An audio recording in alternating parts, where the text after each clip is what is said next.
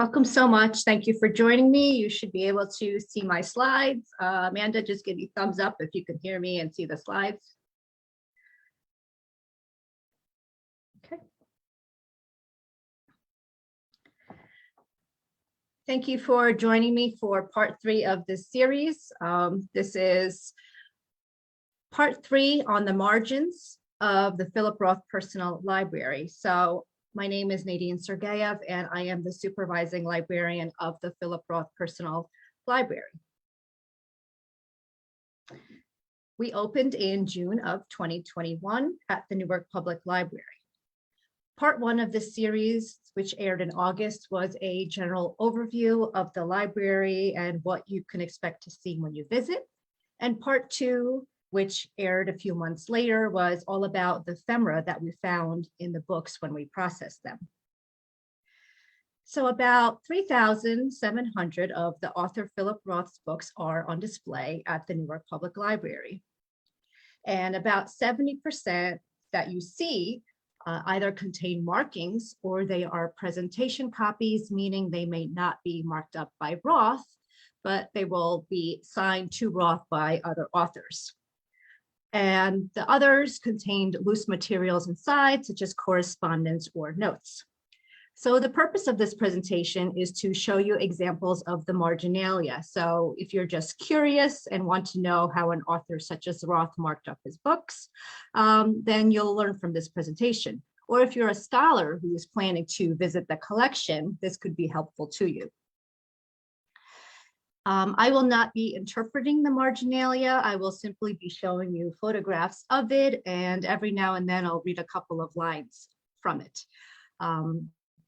And honestly, sometimes Roth's handwriting is difficult to decipher at times.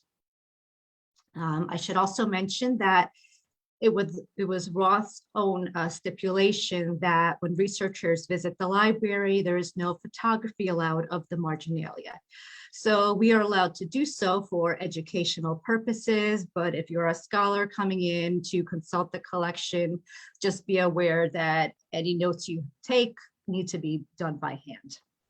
And there will be a question and answer period at the end. Feel free to type in your questions anytime in the chat box, and we'll get to them at the end. And this is also being streamed live on Facebook.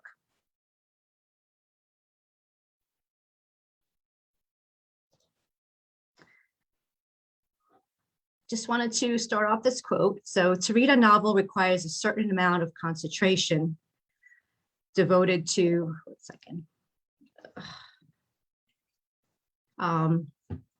and this quote came from an article called Philip Roth Predicts the Novel Will Be a Minority Cult Within 25 Years from The Guardian. What I find is that as we're looking through these books, it's almost as if you get a glimpse into the author's mind, what he was thinking about as a reader, and then how that influenced him as a writer. I went over this the last time, but it's always good to have an overview. So if you want to consult the collection or want to know if a particular book is in it, the first step you need to do is to visit the Philip Roth Library website, which is prpl.npl.org. And you'll see the tabs on top, programs, you'll see recordings of past programs. You'll want to hit on research. And there are 2 sections here if you scroll down. So there's a link to the library catalog, and there's also a link to the shelf list. The shelf list is helpful if you just quickly want to know if Roth owned books by a certain author. It's in PDF format and arranged alphabetically by author's last name. The shelf list will not, however, tell you if there are notes or markings in the book. For that, it's a 2-step process, and you need to consult the catalog. So the catalog.npl.org. You are going to go to the second drop-down box, and it's important that you select the Philip Roth Personal Library. That way you refine your results just to that collection. And then you can go ahead and search by keyword or subject or title or by author. And I just want to explain what to look for in the catalog record. So the top of the catalog record is going to have all your basic publishing information. And then the bottom is the call number. And again, because these books are kept in Roth's own order, as we found them shelved room by room in both of his residences, we couldn't just rearrange them and put them in Dewey Decimal order. So every location will have a case elevation. There are 5 of those and a shelf number. So that might be those weird things that you notice in parentheses after the call number. Above the call number, you're going to look for a field called the notes field. So even if a book doesn't have markings, in the note field, it will tell you which residence the book was found in and then which room. So this book that I looked up that I will mention later on in the presentation is called History Wars. And this was shelved in Roth's residence in Connecticut in the library room. And if you look further into the note field, it will say contains marking and underlining and notes on the back of the dust jacket. The dust jacket we removed and we filed that into a separate finding aid into a corresponding box and folder. So you'll always know when looking for a book, if there were loose items found in it, that will be in a separate folder. And here's another one. This is a book that's actually on display in the Philip Roth Library. Henry Miller's The Tropic of Cancer. This one had lots of sticky notes and marginalia. So for archival purposes, whenever we found sticky notes in a book, we removed them and put them into a folder into the corresponding finding aid. This was one of the first books that we started off with because the collection from New York was the first that we acquired. So we thought we would have time to actually specify what pages markings were on. As we went on, time was getting shorter and we just didn't have time to get into that amount of detail. So most of the records, if there are markings in the books, will just say marginalia or annotations or underlining. And then just quickly, I want to go over the 3 finding aids that you will find.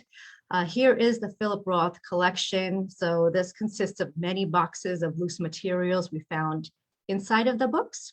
And if you look on the right side of the browser window, they're organized by subject. So if you quickly want to see if Roth corresponded with somebody, you could just click on that and expand, and there'll be an alphabetical list of all the letters we found. And the same thing with notes about books. I should also mention that the collection consists of more than books. So we received posters and awards and diplomas, and we didn't put those into the library catalog. They're all inventoried and explained here in this particular finding aid.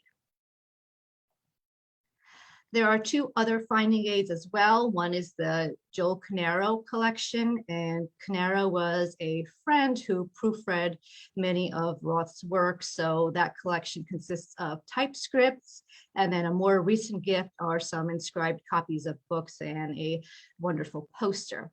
The newest collection that we put together are materials donated related to Philip Roth. So for example, if there is somebody who went to school with Philip Roth and might have an article from Bucknell University magazine, for example, somebody sent us one of the journals recently, so we added that in.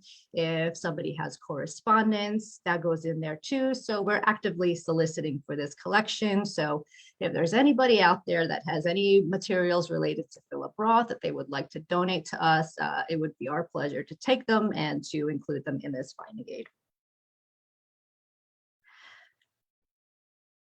I tried to very broadly organize the categories of books, and there might be errors in here, but it's just an easier way to explain it. So we're going to begin with books that Roth read in college, and then continue through books for research, books for pleasure, books to review, and books to teach. And the types of markings and notes that we found in the books consist of underlining, notes, index cards, notes on the backs of receipts, scrap paper, dust jacket, and sticky notes. What I think is very special about this collection, and I don't know others like it, is that many of the books Roth signed and dated. So we know which books he read in 1952, for example, which books he read in 1953.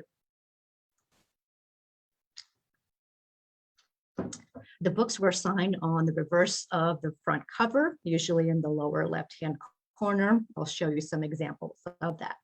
But you can go ahead and take a look at this list of books that Roth was reading in 1952, and I will show you some examples of those.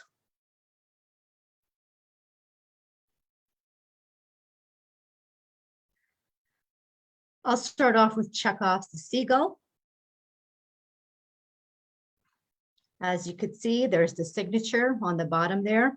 What's interesting is the beginning, the earliest books, usually they have very, very little marking in them and usually in pencil, but whenever Roth signed them, usually it's in a blue pen. And the bulk of the signed books are from the 1950s, but there are a few from the 1960s and the 1970s. I'm going to go ahead and take a leap and say that as we're looking through these books, it's almost seems to me like a chronology. It's the development of a reader from scant underlining and circling and progressing all the way into very expressive notes in the books.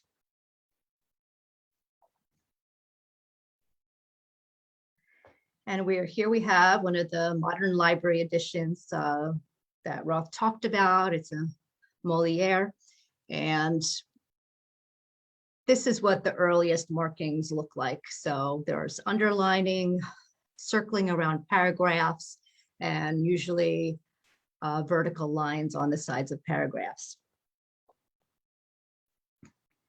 And here are some more that Roth read in 1953, again, because these were dated.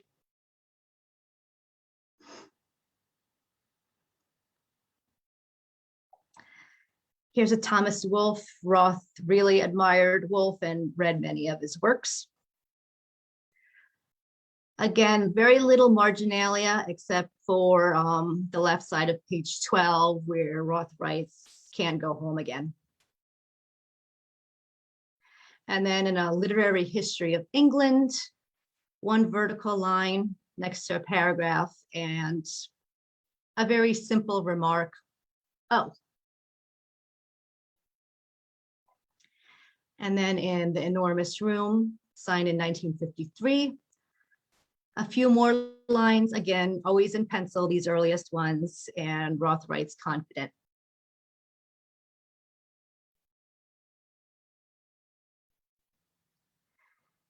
And here we have quite a few more that he read in 1954. I recall listening to an interview where Philip Roth said he was reading about a book a week. So he was introduced to many authors. And some of these will have an overlap. So some of these books he read in college, and later on, when he was teaching, he would refer to these books. That is why in Return to the Native, another modern library edition, we found this set of index cards. And Roth was very particular and very precise. So the index cards had writing on the front and the back. They're all numbered in the upper left-hand corner. And his method is usually to indicate a page number and then jot down some observations about themes or subjects or characters. In Virginia Woolf's To the Lighthouse, we're back to very slight pencil markings on the sides of paragraphs again.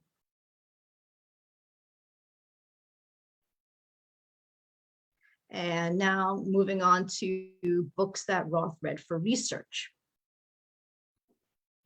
The remainder of this presentation won't be chronological because often some of these can be interspersed. So for example, Roth could have been reading a book for pleasure and then referring to the book later on for research purposes.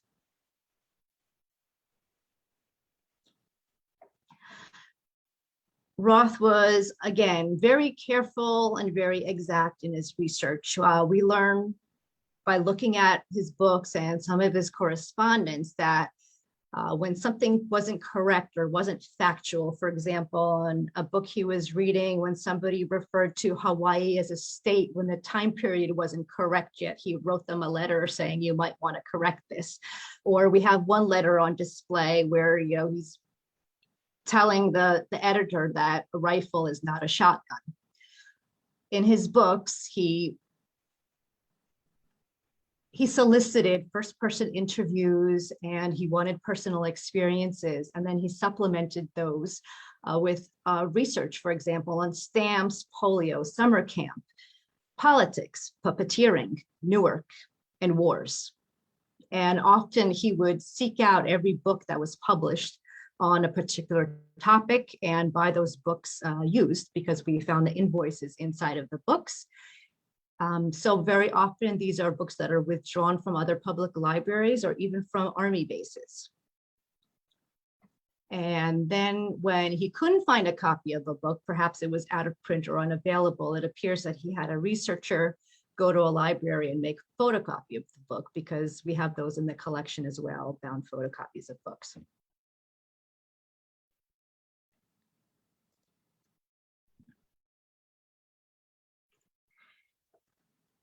In Roth's Connecticut writing studio, we found groupings of books that he used as research material for his later work. So for example, Plot Against America and Nemesis.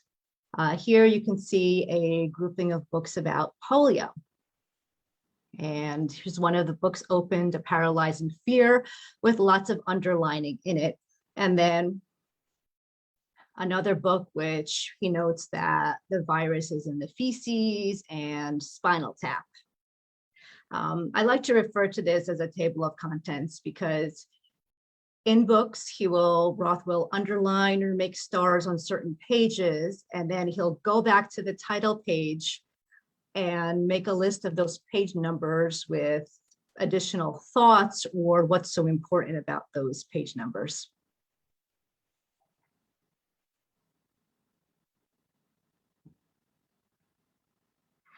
So as you've probably heard, we found notes when we removed the book jackets.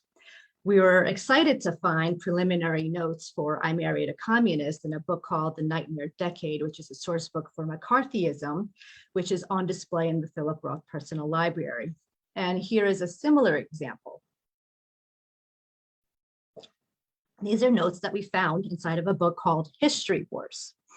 And these are preliminary ideas for American Pastoral. These notes are in red felt pen, and some of them say to build a family, Jessie not shy at all, American childishness, what did she do with the money, 27, aged, not a kid anymore.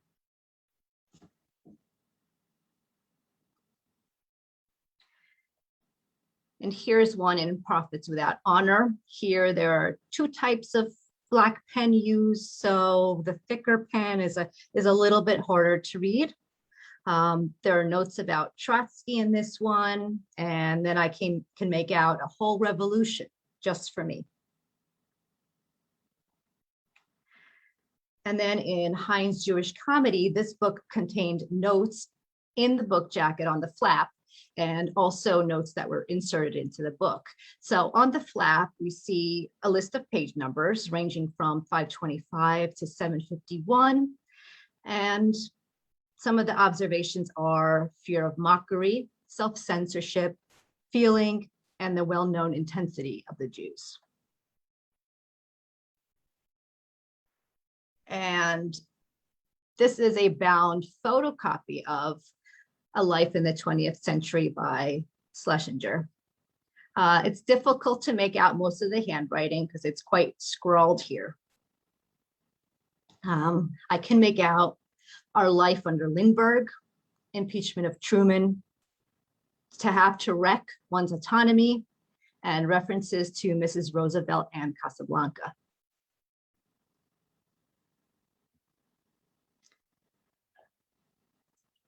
And some books even contained entire notepads of notes. So here's a notepad we found in Territory of Lies, The Rise, Fall, and Betrayal of Jonathan J. Pollard. This one is particularly legible. So we see Roth writing, American Jews are expendable, protects Israel, but Israel would not protect him. They did not have the slightest concern for his security.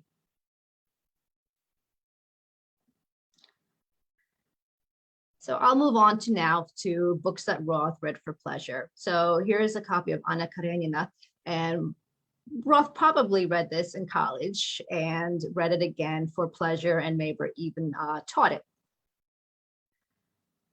Not all of them are dated, so we don't know. Here in the front of the book, he writes, balance tipped the other way, would get on without me. Page 64, method, and then page 76, repetition of motif of, and I can't make out the word, and I would think that it would be death because he's referring to the scene where the guard gets killed by the train, but it doesn't look like death. So I'm in this particular case, I'm not sure what the word is. And here's Colette. Here's an interesting one because we see handwriting in black pen and then in blue pen. And then there are references to BB, likely the Baroness. So BB and income, BB self-righteous. And here's Kafka, who Roth admired, read for pleasure, and taught. And this is one that we keep on display in the Philip Roth reading room. This one's really great because it's got writing in 3 different colors. And actually, I think there's pencil in there as well. There's capital letters, and there's stars and exclamation points. There's lots of notes concerning page 3 and concerning letters to God. And here's another one, the trial. And this one contains underlining in red and black pen.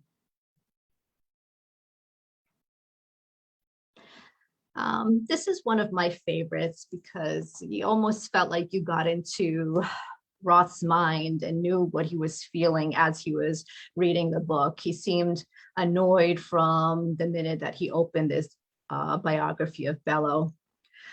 He just becomes more and more irate as the pages go on. And I think at some point he just stopped reading it or decided he wasn't going to mark it up anymore. And that would be the last quarter of the book. Roth gets particularly annoyed when you're making a statement without any factual evidence. So throughout the book, Roth writes in the margins, what? Really? How do you know that? On page 125, Roth's comments are all directed at the writer. He's making a joke, you humorless idiot, and he spells out irony. And then on page 461, that's the whole premise of the book. You, Atlas, dare to say this. Other comments throughout the book are, can there be a more pedestrian mind? What? Proof? Silly. And lots of expletives. Roth also seemed upset when he was reading The Price of Loyalty. These 2 examples speak for themselves. So the page on the right, the author writes, a light rain fell in Washington. And Roth's response is, wow, Hemingway too. And then sarcastically on the left side, oh, how nice. And then clearly one paragraph was unreadable.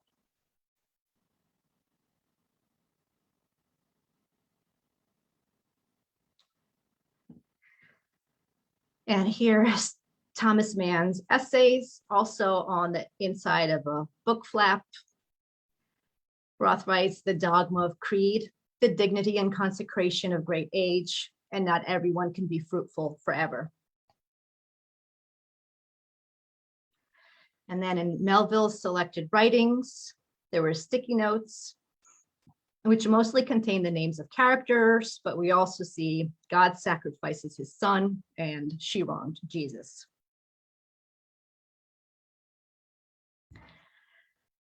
And then Roth owns several copies of Williamsburg, Ohio. This one contained both loose notes and marginalia. So there are loose pieces of paper with the notes, again, referencing page numbers and additional thoughts and other markings in the front of the book. The next segment is Roth, books that Roth read to review. This is a little more difficult. So when we visited Roth's residences, there were just stacks and stacks of mailers all over the floor in the living room of his Connecticut home, all over the desk, and also mailers in his New York City apartment. I found labels that Roth printed in his Connecticut writing studio that said unsolicited mail, returned to sender. I think he was overwhelmed with all these books that he was receiving. So they were books from other authors or books from publishers requesting reviews or blurbs for them. When we revisited the residences, when we were ready to pick up all of the books, the estate had unwrapped most of these. So it was a little bit difficult to tell which books Roth had actually read. So going through the evidence that we found in the books, we do know that Roth really enjoyed Mikhail Sebastian's journal. So there were careful markings all throughout the book.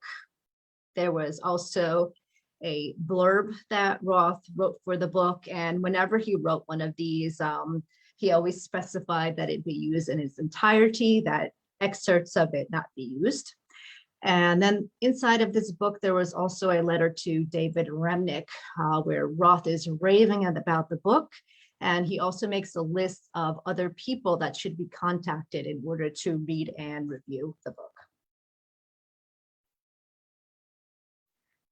And here's a copy that was inscribed to Roth by Chloe Hooper. It didn't have that many markings, but here's an example from pages 234 and 235 where Roth really likes a particular paragraph and notes that it's wonderful.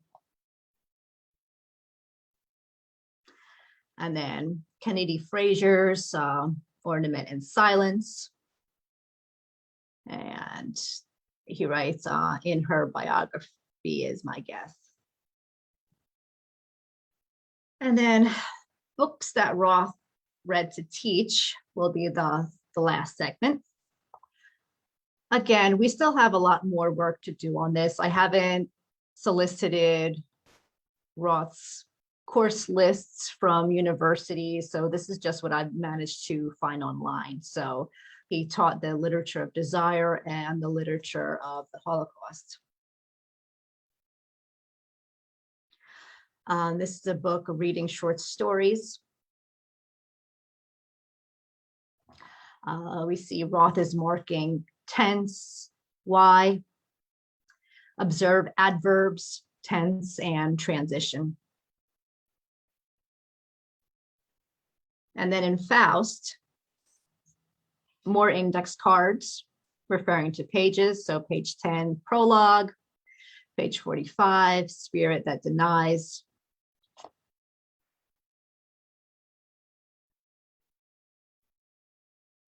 And then here are index cards in Cather's My Antonia. And most of the time, these contain comments about themes, symbolism, and observations, so including well-written or overwritten. And then some of the books contain type notes, which are much, much easier to read. So here are some for Bellows the Victim.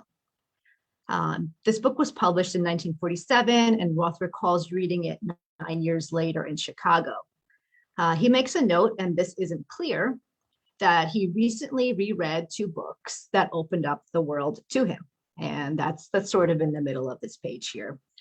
And then he writes, in this book, he found what he was looking for in the first 10 pages, a brother who is not doing his duty. Why did this speak to the young man I was? Pressure, everything oppressed him. Roth also taught Mishima, so I'm going to show you 3 examples of that. Here's the sailor who fell from grace from the sea, or with the sea. for he must die for becoming domesticated, a father. So that's what's written on the bottom, this part 1 page. And then Confessions of a Mask, underlining, and then Roth notes that on page 53, a fetish is born.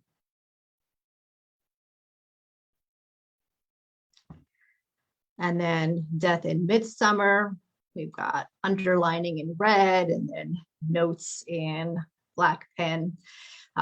He remarks about physicality, life, and ritual. And then in The Origins of Totalitarianism by Hannah Arendt.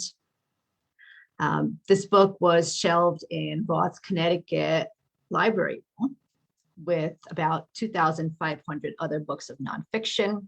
And this one contained our underlining. Roth also taught his own novels. So here is a copy of American Pastoral that we have on display along with teaching notes. So if you look at the top of the reverse of the front flap of the book, he writes about subject and the common experience, to have lived in this country, in our time, and as we were. And then on the bottom of the opposite page, which it says, for a fiction writer, the largest truth is on the particular. The truth resides in the specific data.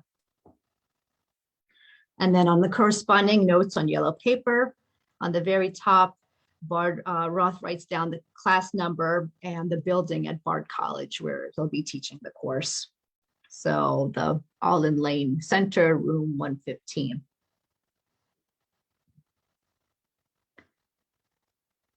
And here's 2 other ones that we also have on display, Operation Shylock and the Ghostwriter.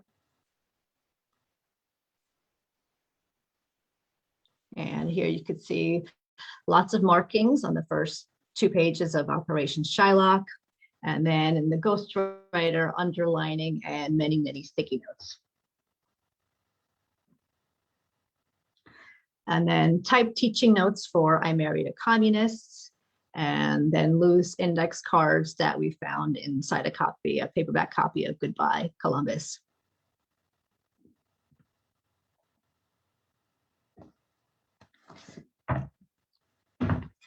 So I hope you enjoyed taking a peek into some of the marginalia. Again, you can always visit the Philip Roth Personal Library's website, prpl.npl.org. If you have a question at any time, or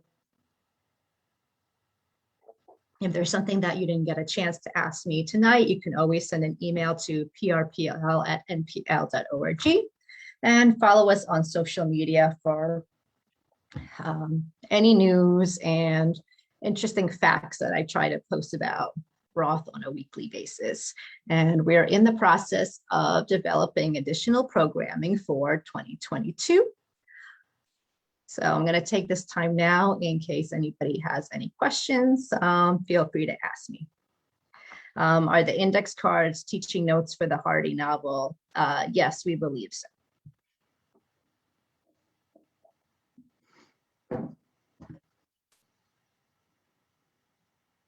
Do you have any additional questions?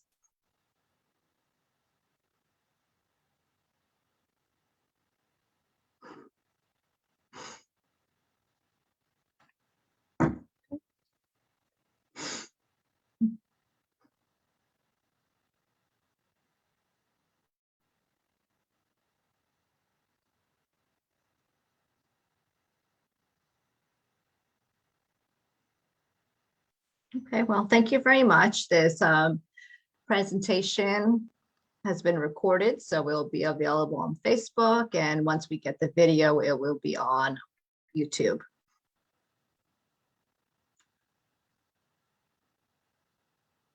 So please do visit the Philip Roth Personal Library, and we're here to answer any questions at prpl@npl.org. Thank you so much and have a wonderful evening and a Happy New Year to all of you. Thank you.